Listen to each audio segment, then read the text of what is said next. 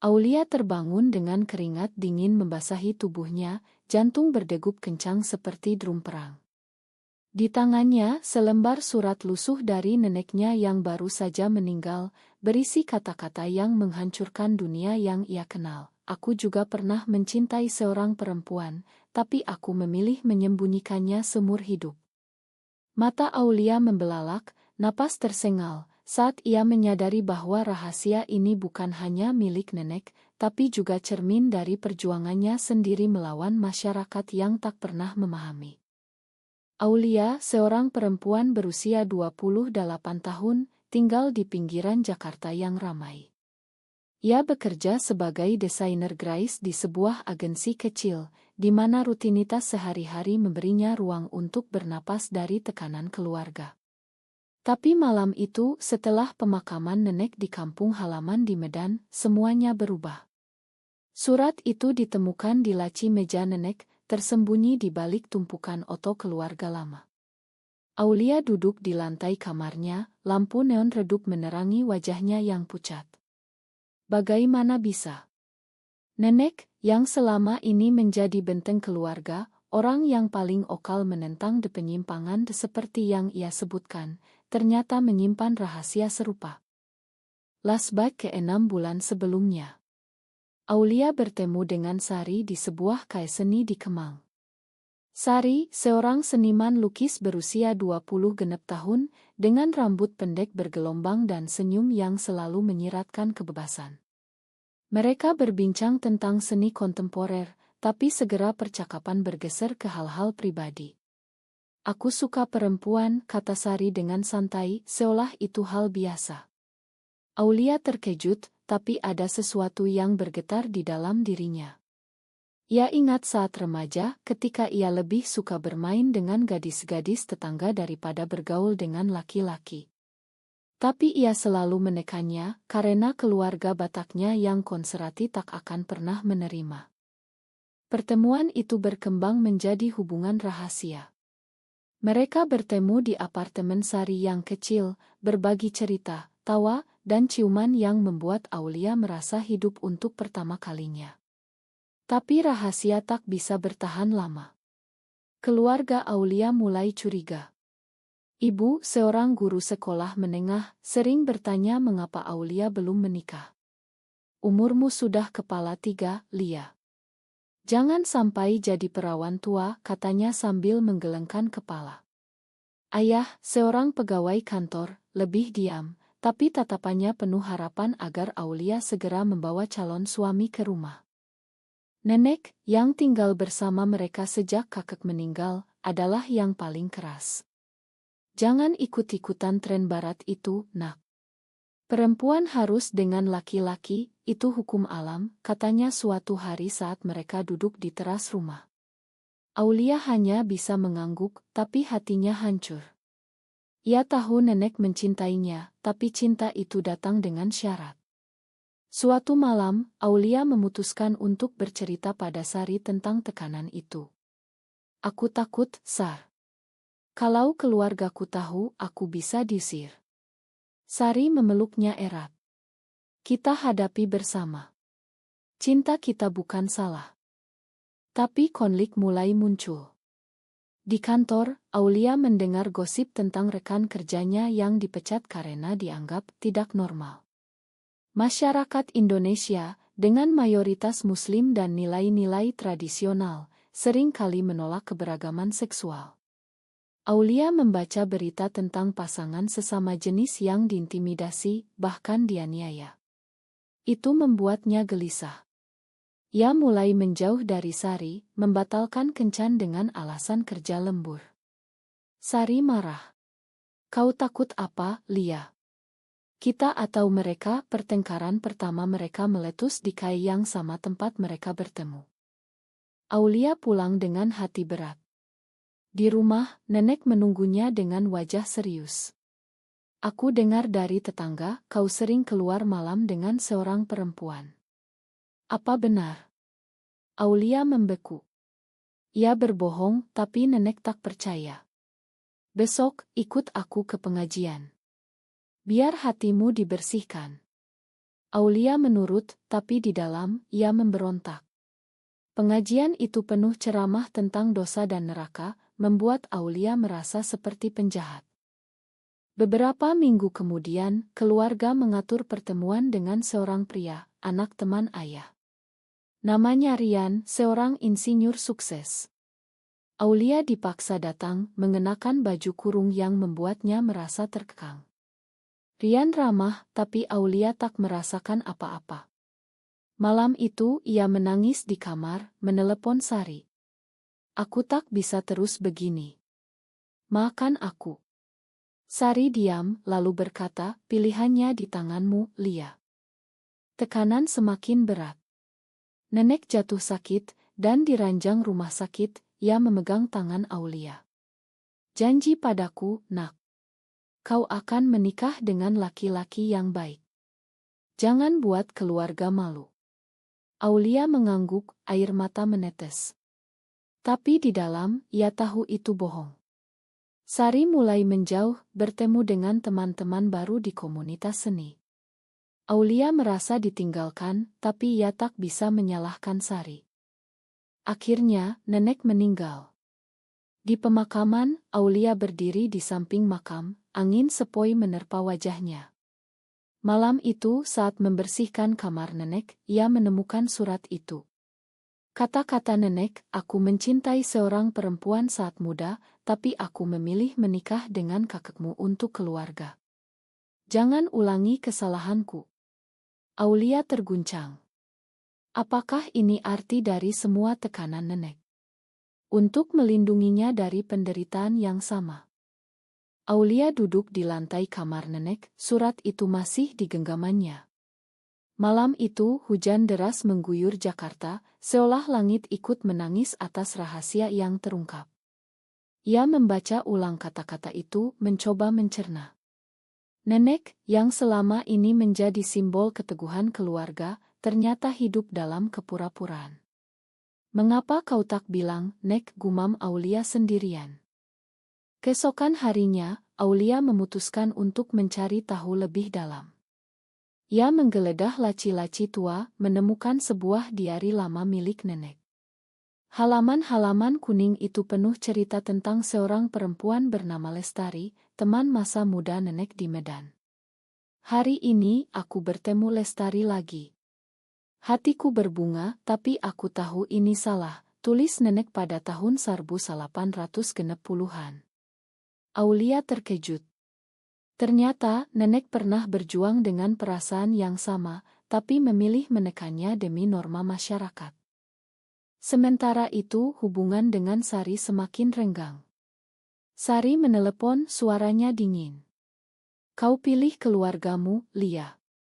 Aku mengerti, tapi aku tak bisa menunggu selamanya." Aulia ingin menjelaskan tentang surat nenek, tapi ia ragu. Bagaimana kalau Sari menganggapnya sebagai alasan?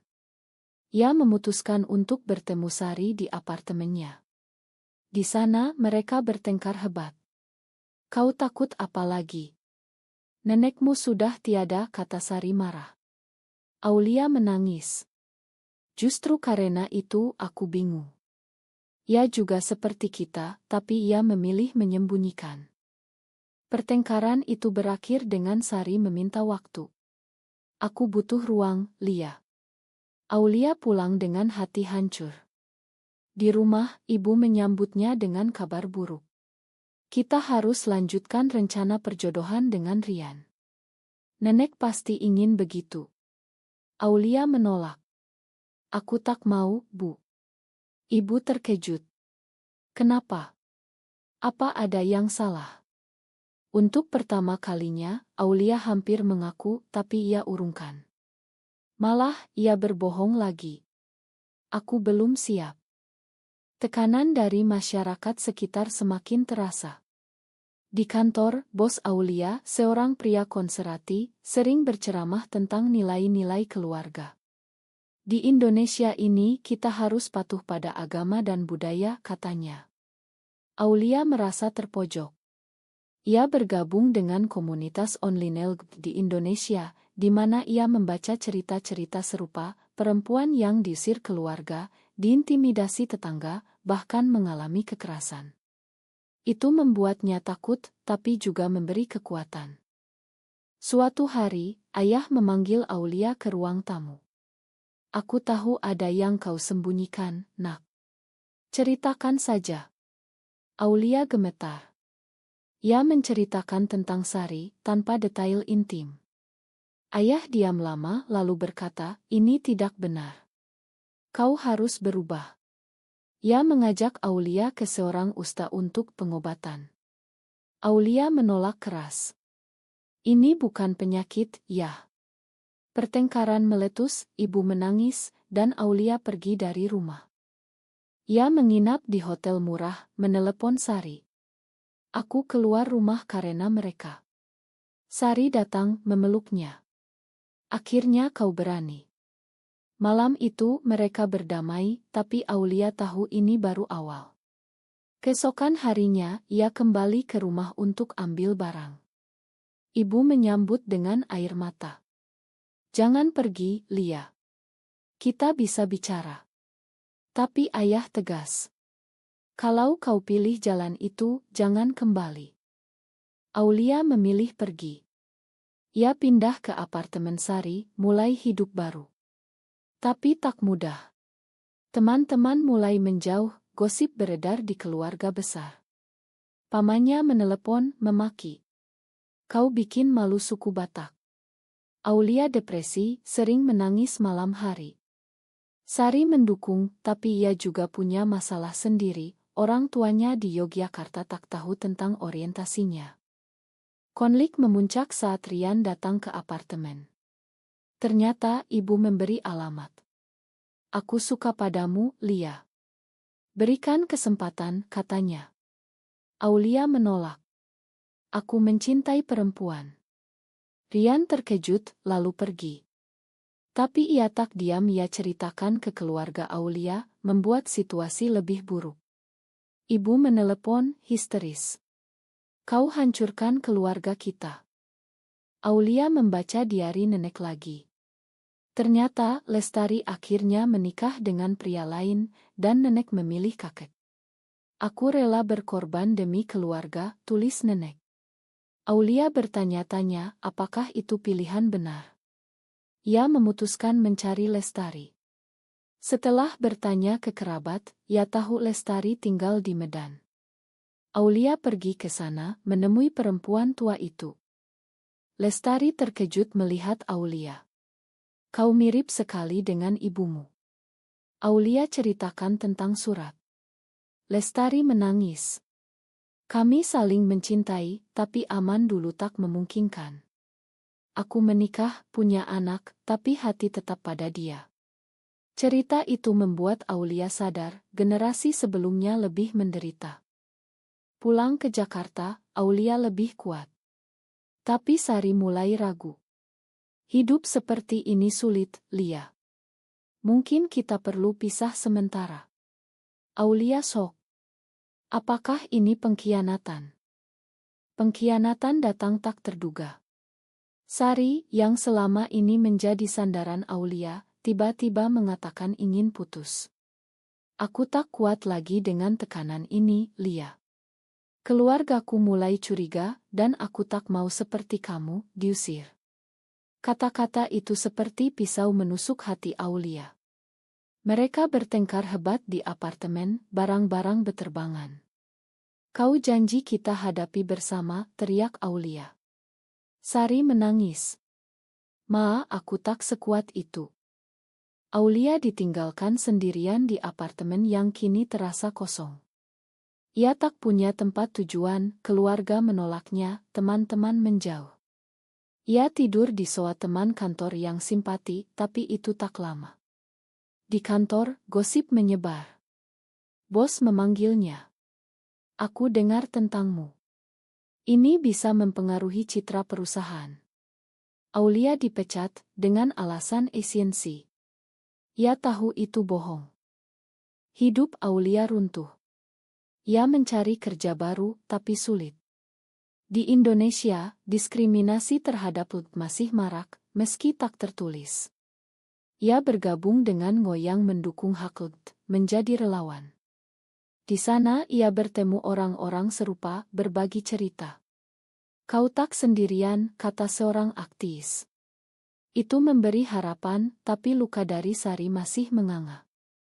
Suatu hari, ibu datang ke tempat relawan. "Aku rindu kamu, Lia." Mereka bicara di kai terdekat. Ibu ceritakan ayah sakit, mungkin karena stres. "Kembalilah, tapi tinggalkan jalan itu." Aulia menolak. "Ini aku apa adanya, Bu." Ibu pergi dengan sedih. Aulia memutuskan konfrontasi dengan ayah.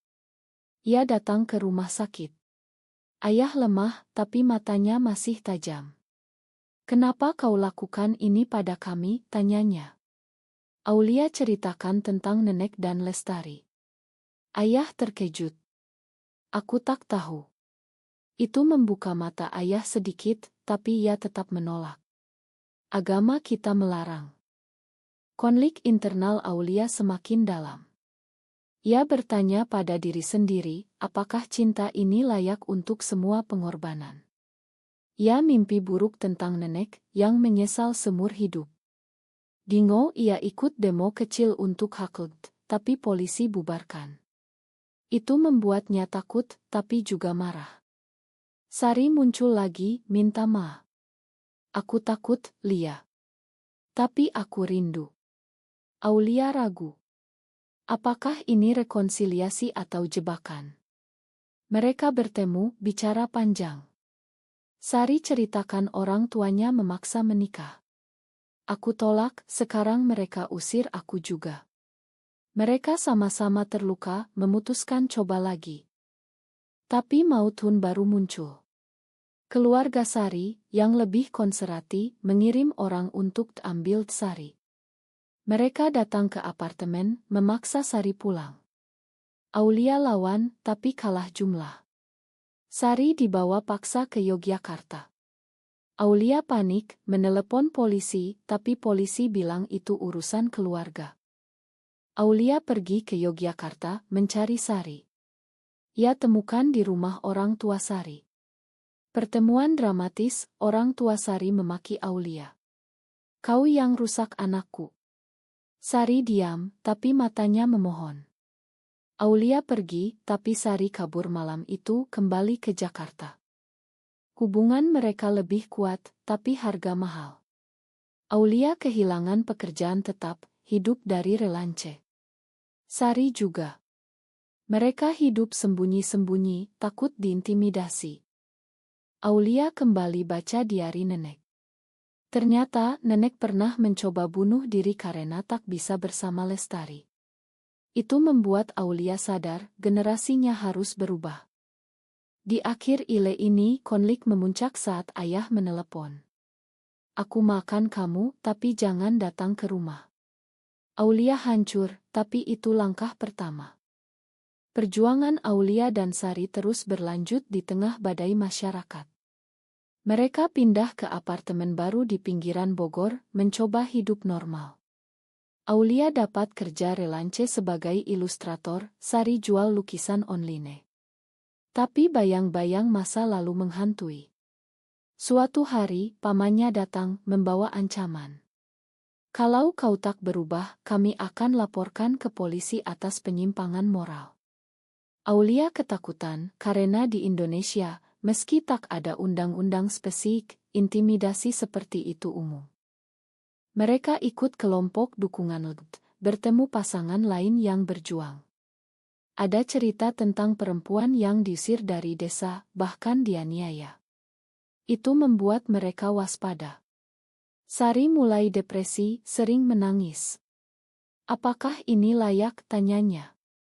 Aulia kuatkan. "Kita sudah pilih jalan ini." Konfrontasi besar terjadi saat Lebaran. Keluarga Aulia undang, tapi dengan syarat tak bawa Sari. Aulia tolak. "Kalau tak terima Sari, tak terima aku." Ibu menangis di telepon. "Datanglah sendirian." Aulia putuskan tak pulang, pertama kalinya. Malam itu, Aulia mimpi tentang nenek.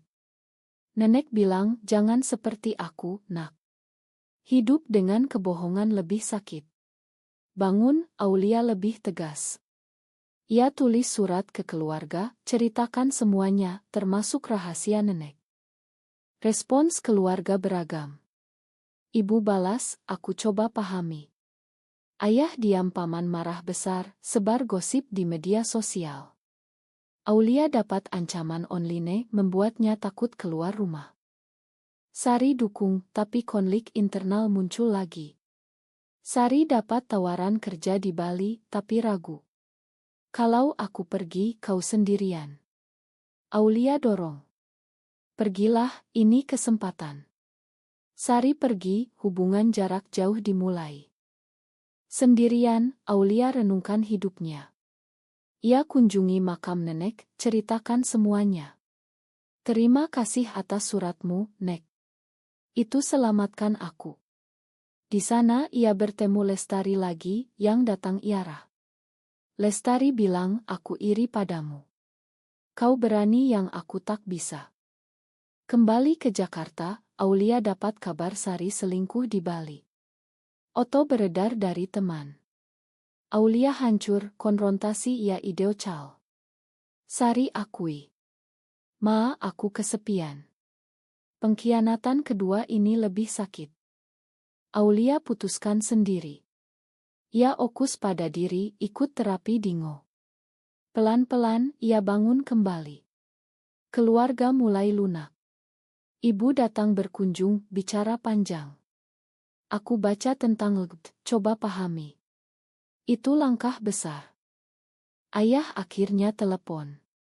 Aku tak setuju, tapi kau anakku. Rekonsiliasi mulai.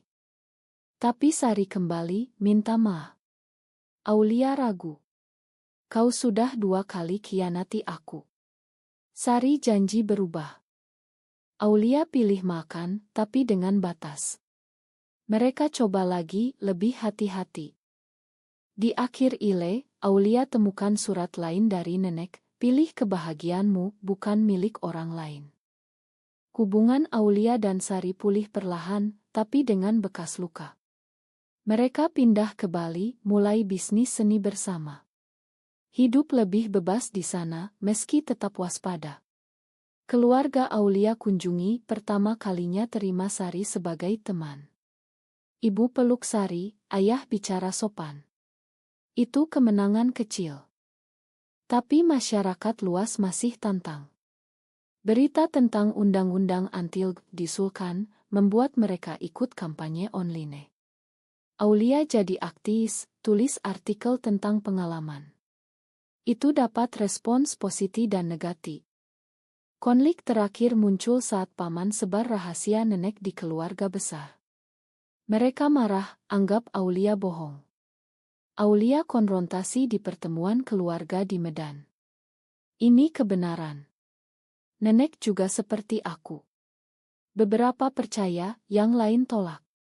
Tapi itu buka mata banyak orang. Lestari hadir, konfirmasi cerita. Ya, kami saling mencintai. Keluarga shock, tapi mulai renungkan. Aulia dan Sari lebih kuat. Mereka rencanakan masa depan, mungkin adopsi atau hidup bersama tanpa nikah resmi. Di akhir, Aulia renungkan semuanya. Pengorbanan, pengkhianatan, kebangkitan. Ia bahagia meski bayar mahal. Apakah menyembunyikan diri sejati demi keluarga adalah pilihan yang benar, atau justru pengkhianatan terbesar terhadap diri sendiri?